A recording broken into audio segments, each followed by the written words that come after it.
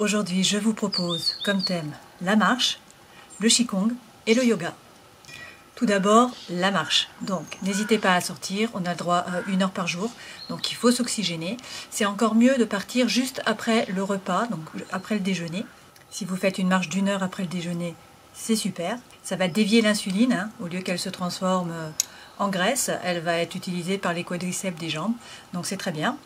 Pensez à la marche propulsive, donc c'est la marche où vraiment vous déroulez le pied, puisque ça va faire fonctionner la pompe qui est sous le pied, ça va permettre de faire remonter le sang correctement, donc ça sera meilleur pour votre circulation sanguine également. Vous pouvez aussi faire de la marche active, donc c'est-à-dire en pleine conscience, vous êtes vraiment là, dans l'ici et maintenant, en pleine présence, en pleine conscience. Donc vous ne partez pas dans vos pensées. Vous pouvez également faire de la marche afghane. Donc c'est une consultante, Michel, et je le remercie, qui m'a parlé de la marche afghane, que je ne connaissais pas. Il y a plusieurs méthodes pour la marche afghane. Le plus simple, c'est de faire le 3-1. Donc vous allez faire 3 pas en inspirant, vous faites 1 pas en rétention, poumon plein, 3 pas en expirant et 1 pas en rétention, poumon vide. Donc ça fait 3-1, 3-1. La rétention pleine est importante pour l'oxygénation et la rétention vide est importante pour pouvoir récupérer. Cette fameuse marche afghane permet aux Afghans de faire des marches sur de longs kilomètres pendant plusieurs jours sans ressentir la fatigue. Il y a plusieurs méthodes, mais le 3-1, 3-1 est la plus simple. Donc pendant que vous réfléchissez à vos pas, à l'inspiration, à l'expiration et à la rétention, vous ne pensez pas à autre chose et vous êtes vraiment en pleine présence. Numéro 2, le qigong. Le qigong permet de se recentrer, de trouver calme et sérénité, de la détente, et cela favorise la force musculaire et ligamentaire. C'est l'idéal parce que vous pouvez le pratiquer à la maison, sans accessoires.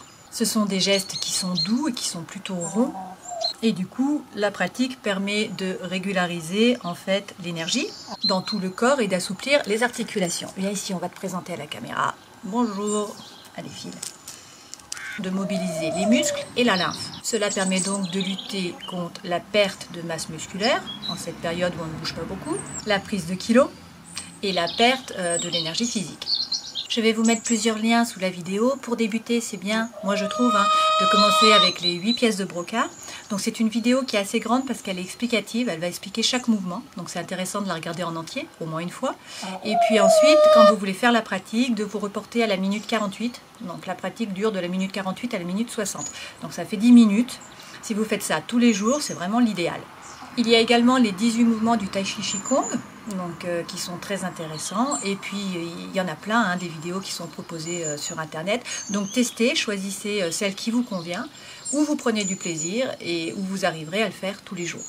Alors, si vous n'arrivez pas à le faire tous les jours, c'est pas grave, mais déjà le faire 1 jour sur 2 ou le faire 2 fois dans la semaine, c'est déjà bien. Troisième pratique, le yoga. Donc, c'est un travail à la fois sur le corps et sur l'esprit. Comme le qigong, la respiration entre en jeu. Donc le yoga permet à la fois d'améliorer la souplesse, de renforcer la chaîne musculaire, les différentes chaînes, parce que ça travaille un peu sur tout, et puis bien en profondeur, et puis aussi l'équilibre. 3 thèmes qui sont vraiment primordiaux. Donc ça booste la tonicité, ça apprend à mieux respirer, ça améliore la concentration, ça diminue le stress, et puis ça aide à avoir plus confiance en soi. Donc le yoga, c'est un ensemble de postures qu'on appelle les asanas et puis de respiration, le pranayama, qui vise à apporter du bien-être à la fois physique et puis à la fois mental.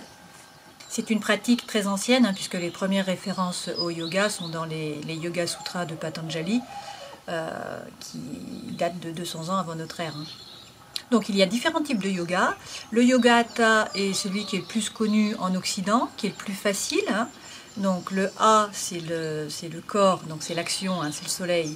Et puis le Ta, c'est donc la lune, l'esprit. Donc c'est un yoga qui est doux. Je vais vous mettre plusieurs liens sous la vidéo. Vous pouvez également faire un yoga qui est plus tonique pour ceux qui ont plus l'habitude et qui sont plus sportives. Donc l'ashtanga ou le vinyasa. Donc c'est à la fois plus physique et puis plus cardio.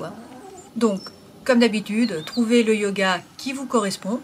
Et prenez plaisir à pratiquer, même 10 minutes par jour, ça suffit, si c'est tous les jours, c'est déjà génial. Alors sortez vos tapis. Je vous laisse tester, ciao!